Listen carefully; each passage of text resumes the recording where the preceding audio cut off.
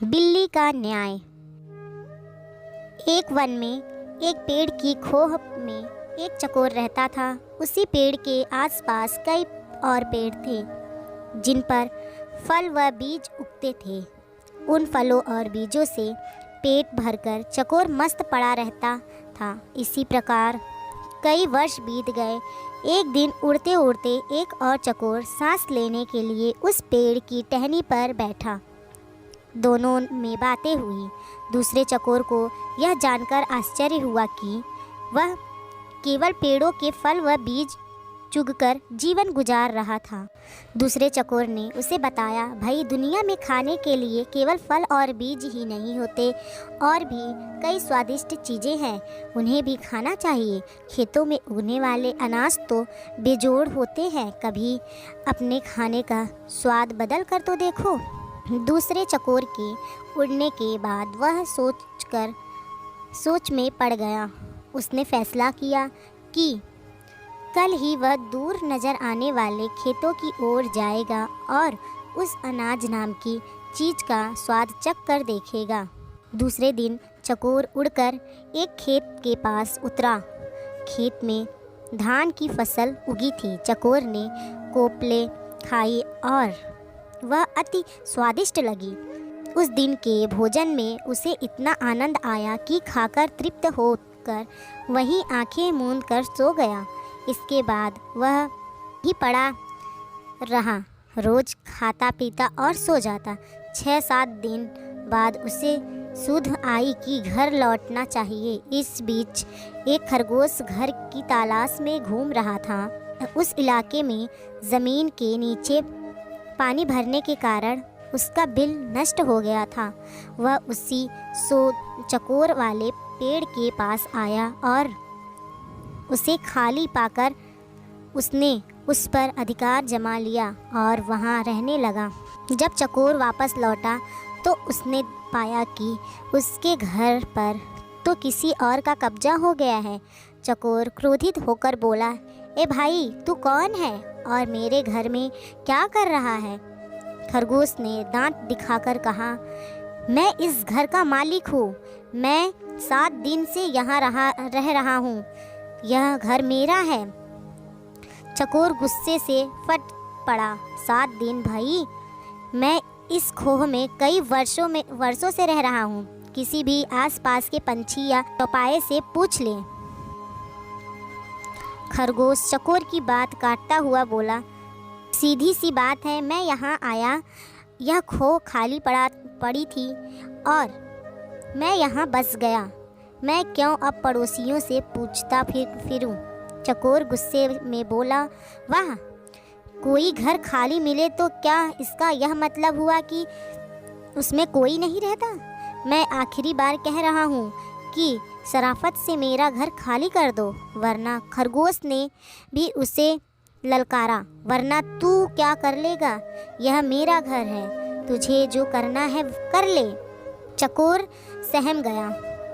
वह मदद और न्याय की फरियाद लेकर पड़ोसी जानवरों के पास गया। सबने दिखावे की हूँ की, परंतु ठोस रूप से कोई सहायता करने सामने नहीं आया। एक बूढ़े पड़ोसी ने कहा, ज़्यादा झगड़ा बढ़ाना ठीक नहीं होगा। तुम दोनों आपस में कोई समझौता कर लो। पर समझौते की कोई सूरत नज़र नहीं आ रही थी, क्योंकि खरगोश किसी शर्त पर खो छोड़ने को तैयार नहीं था। अंत में लोमड़ी ने उन्हें सलाह दी, तुम दोनों किसी ज्ञानी ध्यानी को पंच बनाकर अपने झगड़े का फैसला उससे करवाओ। दोनों को यह सुझाव पसंद आया।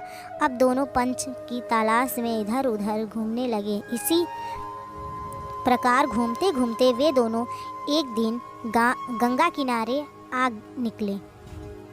वहाँ उन्हें जब तब मन में मग्न एक बिल्ली नजर आई। बिल्ली के माथे पर तिलक था, गले में जनेऊ और हाथ में माला लिए मृग छाल पर बैठी हुई वह पूरी तपस्विनी लग रही थी। उसे देखकर चकोर व खरगोश खुशी में उछल पड़े। उन्हें भला इससे अच्छा ज्ञानी ध्यानी कहाँ मिलेगा? खरगोश ने कहा, चकोर जी, क्यों न हम इससे अपने झगड़े का फैसला करवाएं। चकोर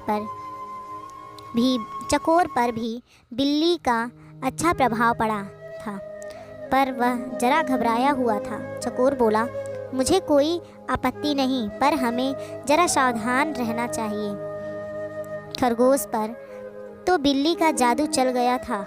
उसने कहा, अरे नहीं, देखते नहीं हो, यह बिल्ली सांसारिक मोह माया त्याग कर तपस्विनी बन गई है। सच्चाई तो यह थी कि बिल्ली उन जैसे मूर्ख जीवों को फांसने के लिए ही भक्ति का नाटक कर रही थी। फिर चकोर और खरगोश पर और प्रभाव डालने के लिए वह जोर जोर से मंत्र पढ़ने लगी। खरगोश और चकोर ने उसके निकट आकर हाथ जोड़कर जयकारा लगाया, जय माता दी, माता को प्रणाम। बिल्ली ने मुस्कुराते हुए धीरे से अपनी आंखें खोली और आशीर्वाद दिया, आयुष्मान भव। तुम दोनों के चेहरे पर चिंता की लकीरें हैं, क्या कष्ट है तुम्हें बताओ बच्चों। चकोर ने विनती की, माता, हम दोनों के बीच एक झगड़ा है, हम चाहते हैं कि आप उसका फैसला करें। बिल्ली ने पलकें झपकाई, हरे राम, तुम्हें झगड़ना नहीं चाहिए, प्रेम और शांति से रहो। उसने उपदेश दिया और बोली, खैर बताओ तुम्हारा झगड़ा क्या है। चकोर ने मामला बताया। खरगोश ने अपनी बात कहने के लिए मुंह खोला ही था कि बिल्ली ने पंजा उठाकर उसे रोका और बोली, बच्चों, मैं काफ़ी बूढ़ी हूँ, ठीक से सुनाई नहीं देता, आंखें भी कमज़ोर हैं, इसलिए तुम दोनों मेरे निकट आकर मेरे कान में ज़ोर से अपनी अपनी बात कहो, ताकि मैं झगड़े का कारण जान सकूं और तुम दोनों को न्याय दे सकूं, जैसे सिया राम।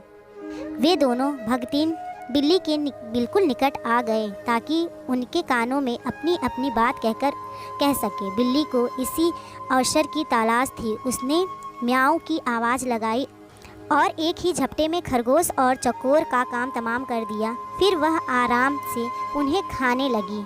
सीख, दो के झगड़े में तीसरे का ही फायदा होता है, इसलिए झगड़ों से दूर रहो।